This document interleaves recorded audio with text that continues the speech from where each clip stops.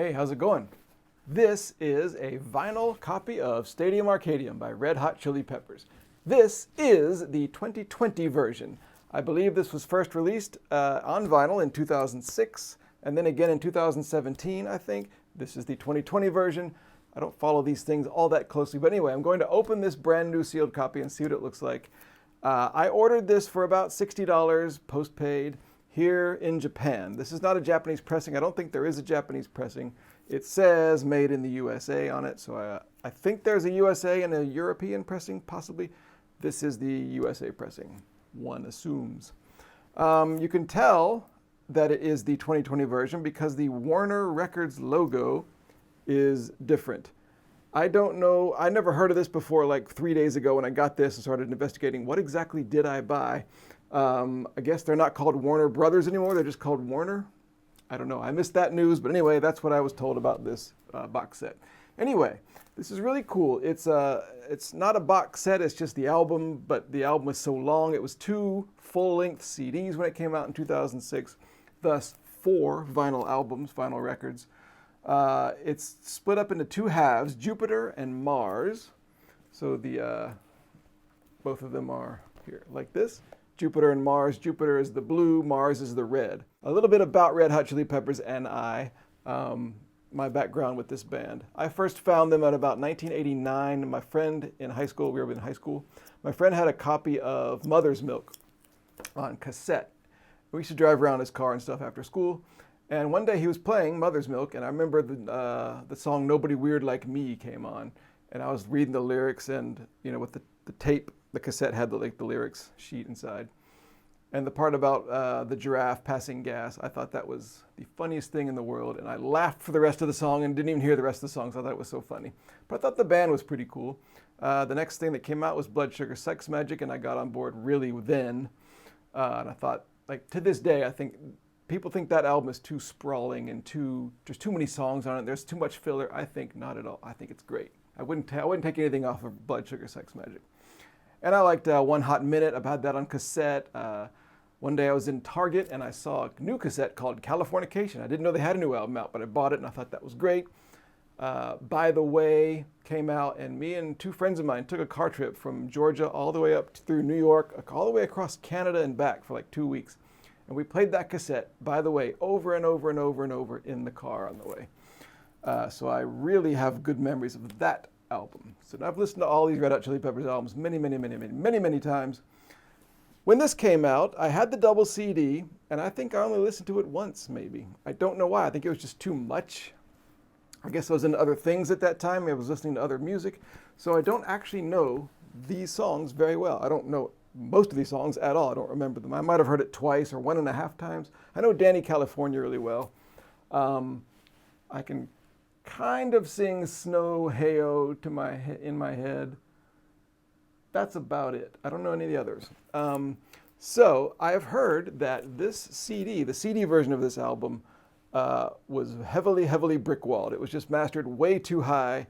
The waveforms clip because they're too loud. It's a harsh, unpleasant listen. But I've heard that this album, or the vinyl album, was mastered by Kevin Gray and Steve Hoffman, who are apparently masters at really good sounding mastering for vinyl. Apparently this is all analog. Apparently the album was recorded analog and this was pressed analog. I'm not an audiophile really. I don't really know if that's true, but that's what I understand. Anyway, let's get to the opening part. Here it is. I don't know really what's inside. I've seen pictures on the internet actually of what's inside, but it's just different when you're actually holding it in your hand. So I know you're on the internet, but I'm here live, so I'm going to open it and see what it all looks like. Okay, here we go. It has the band name and the album title on 3 of the spines. The opening of the box has the Jupiter and Mars thing, red and blue. The back has a picture of the band. There's Chad, there's John, Anthony. When I first saw this, I was like, why isn't Flea on the back? That's weird. Then I realized, oh, he's up here really big. One thing I like about this album, the way the album is laid out, is it's split in 2. It's like a lot of symmetry to it, just artistically. Like, it's 28 songs, Jupiter and Mars. So it has this kind of space theme, this kind of astronomical theme anyway. the planet and the stars and the solar systems and stuff like that. Jupiter has 14 songs. Mars has 14 songs. On the vinyl, they're split up with 3, 4, 4, and 3 on sides A, B, C, D, respectively. I don't know. I think that's kind of cool. Kind of makes it seem like this is like the last great stand of classic rock. All right, here we go. Possibly.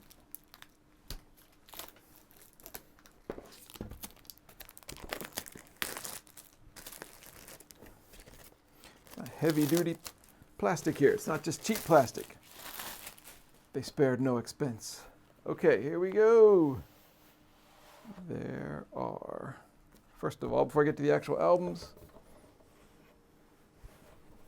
nothing inside. Nice, nice sturdy box though. So put this aside here. Okay, so here we are. Here's Jupiter, that's part 1, I think, and here's Mars, that's part 2. So let's do Jupiter first. Picture of Flea jumping and Anthony jumping, and an explosion in some kind of factory area. It's very silly, kind of like it looks like it's not supposed to be like awesome and cool and like heavy metal and stuff. It's just kind of like goofy. They were always kind of goofy and rambunctious, as we all know. And here's the gatefold. Ooh, nice, thick cardboard on here. So here are all the lyrics to all the songs. Well, it seems like a lot of lyrics, a lot of songs. These are only Jupiter, though, I think. Yeah.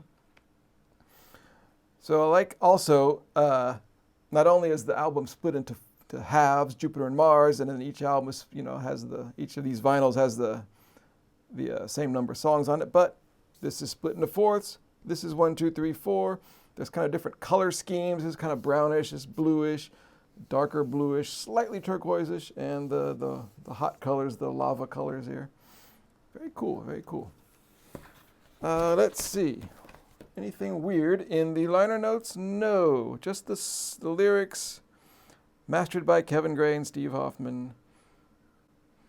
All right, and the actual vinyl itself comes in a poly sleeve. That's nice.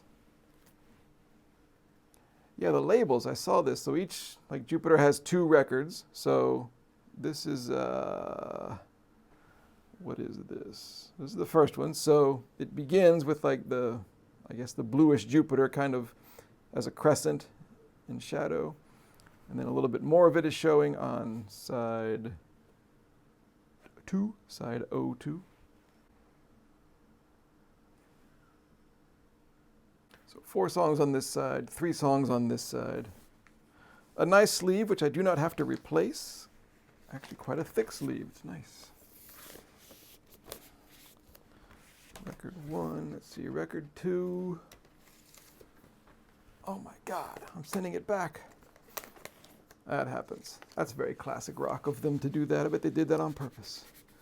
Bend the poly, just like the old days. Okay, a little bit, that's side 4. Side 3 and side 4, there's only a little bit of the shadow showing on side 3, which is 4 songs. And then side 4 is pretty much the whole thing, although it still fades. I think that's cool. It's kind of attention to detail, kind of an interesting thing that's not possible on the CD. I don't know what they did on the CD. The CD is only 2 discs. I can't wait to hear this. As I say, I know I would love it, and I've heard many times that John Frusciante is just amazing on this. All the songs are amazing. I'm sure it's true. I don't know if it was the harshness of the CD which made me not love it at first or not pay attention at first. Okay, so there's that. By the way, in the gatefold, the 1, 2, 3, 4, which kind of mark the 4 vinyl sides, the shadows are the same.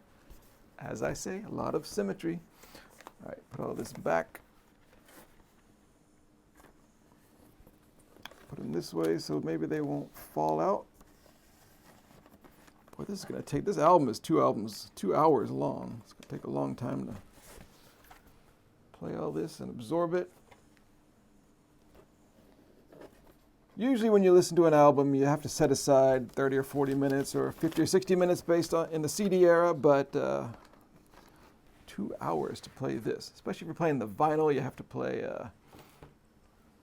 8 vinyl sides. Okay, so this one, oh, I got the outside first. Let's see, here's Chad Smith lurking over in the fog here, and here's Frusciante just merely on fire. I've always got the sense that Frusciante did not care about the videos and the visual art. He's kind of like the Peter Buck of the band. He just didn't care about that. He just wanted to play guitar and do the songs. So he's just sort of standing here.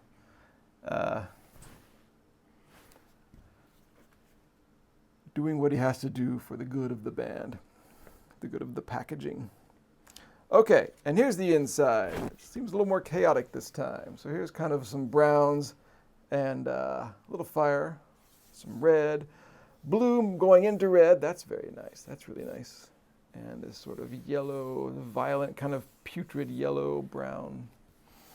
And all the lyrics again, the same pictures of Mars with the shadows. And the vinyl, again that.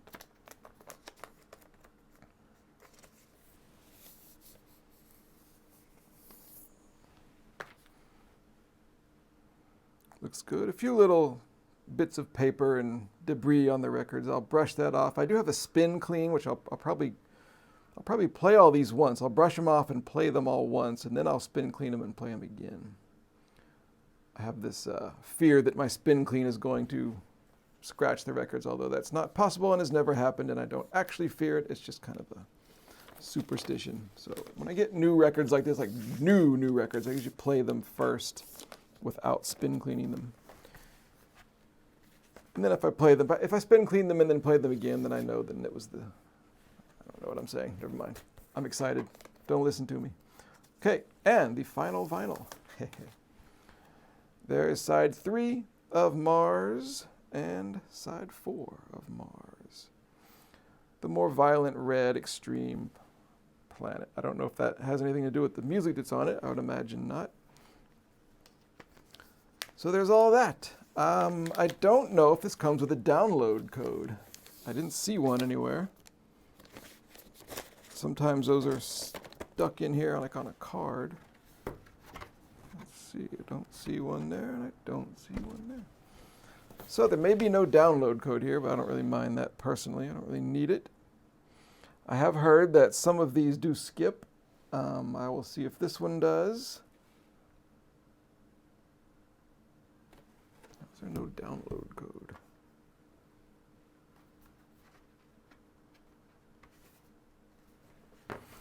Anyway, put these back. What is this? Side 4.